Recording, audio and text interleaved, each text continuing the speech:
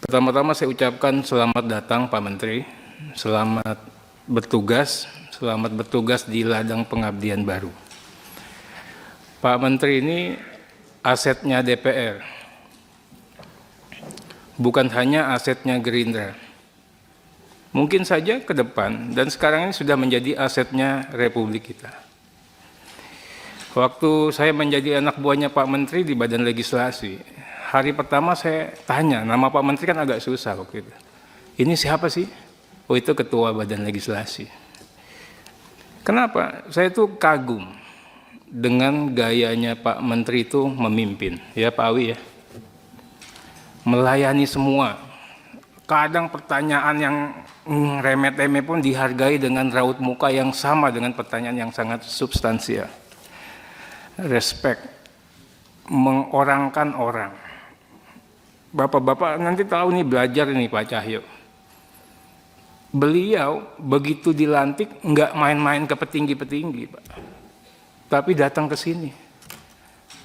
Apa yang bisa kami layani untuk Komisi 3? Berapa Adis? Nggak pernah ada menteri yang begitu.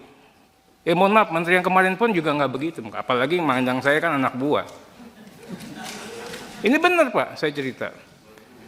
Ada telepon. Apa kata Pak Menteri?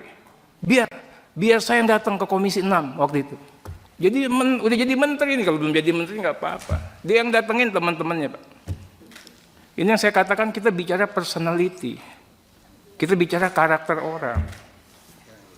Nah, saya juga minta, nih jajaran Kumham bisa nggak ini mengikuti langgamnya Pak Menteri. Orang yang tadi katanya Puang Andi ya, orang darah biru yang melayani, bukan yang dilayani. Itu. Pak Menteri orang yang tidak pernah mau ribut, padahal balik itu adalah pusaran kepentingan. Saya kerjanya ribut mulu, Bang Andap. Yang dapat barangnya dia semua, Pak. Pak Menteri semua yang dapat. Ini ilmu. Itu. Ini ilmu. Saya lihat Pak Menteri, saya sempat sedih. Kita pernah terakhir haji bareng. Saya itu dari 2 tahun yang lalu, ibu saya ikut haji. Saya udah ngomong kemana-mana. Ternyata yang bawa ibunya beliau, Pak. Itu. Ini yang saya katakan, ini ya itu tadilah. Ini masalah karakter. Secara profesi, Pak. Ya ini saya Bang Andap, nanti saya ini. Yang saya katakan ini Gerindra hebat. Masang orang the right man in the right place. Kenapa begitu? Menteri ini menginspirasi kita semua. Ya kan? Kalau Bang ini bilang ningrat atau apa, kalau ini orang biasa, itu cerita sama saya sekolahnya aja 4 jam atau apa gitu ya.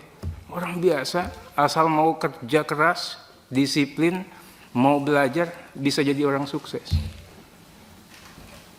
Ini yang luar biasa Pak, pembelajar yang baik. Tidak ada satupun, ini kan kita baru kejadian kemarin kan, tidak ada satupun yang luput dari perhatian beliau. Saya nggak mau ngungkit-ngungkit yang kemarin lah, masalah surprise. Kalau nggak ada Pak Menteri nggak bisa kejadian, kenapa? Dia tahu semuanya. Ini yang saya katakan, kita nggak memiliki orang yang seperti itu. Dia tahu masih ada surprise yang kepending. Dia tahu masih ada ini di sini. Dan setiap pembicaraan undang-undang, bahkan Menteri Hukum pun sekalipun, Kementerian Teknis sekalipun, kalah paham sama beliau. Setiap produk perundang-undangan. Oke, Dirjen perundang-undangannya harus banyak belajar, jangan sampai kalah sama Pak Menteri. Karena pengalaman kami, jagoan ketua balik kami dibandingkan Pak Dirjen peraturan perundang-undangan selama ini. Nah ini kita minta kesiapan ini, pasukan siap nggak?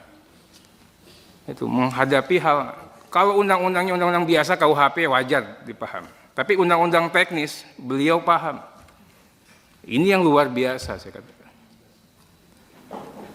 Berikutnya,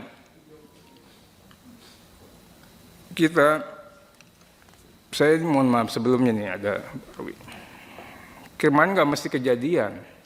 Kalau nahkoda yang mimpinnya beliau. Tidak ada irisan, tidak ada friksi. Kalau kemarin kan sudah mulai ada friksi. Berikut saya apresiasi Pak. Tadi kalau bicara kepanjangan itu Pak Menteri orang baru nggak relevan juga lah kita ngomongin kayak begini.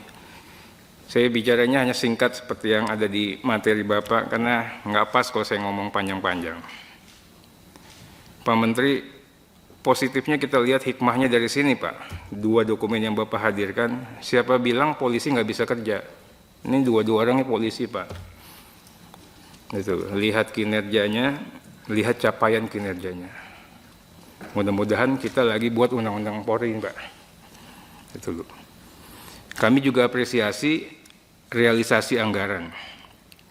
Pastinya Pak Menteri, kita sepenuhnya mensupport, mendukung penuh politik anggaran dan kebutuhan anggaran yang dihadirkan oleh Pak Menteri. Kami juga dapat perintah dari Ibu Ketua DPR kami, Pak Menteri, untuk berlaku sportif. Kita harus memberikan ruang, memberikan kesempatan, memberikan waktu, memberikan kepercayaan kepada Pak Menteri baru yang bekerja.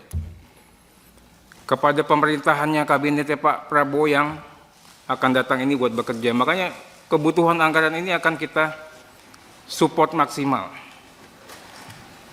Nggak fair juga, orang belum apa-apa sudah kita lakukan penilaian. Berikut kami juga apresiasi tindak lanjut dari BPK. Tadi ada senior yang ngomong, itu lagi. Masalah Republik ini itu lagi Pak. Temuannya ya itu lagi. Karena bisnisnya itu lagi. Mainannya itu lagi Pak. Nah ini kan kita nggak usah tahu sama tahu lah. Tapi saya senang dalam kesempatan yang berbahagia ini Pak Menteri berani. Saya mau menjadi mitra yang baik. Ini yang jarang sekali kita dengar. Kita dengar di Kementerian Hukum dan HAM. Kenapa begitu nih seiring nih Pak Habibur Rahman? Ini luar biasa. Kenapa luar biasanya? Sekarang ini Komisi 3-nya hidup. Begitu ada masukan masyarakat diterima, direspon. Ya, direspon. Kalau mitranya kayak bisa menyambut dengan baik, saya yakinlah ada cabang kekuasaan lagi yang bisa memberikan rasa keadilan masyarakat, yaitu DPR RI.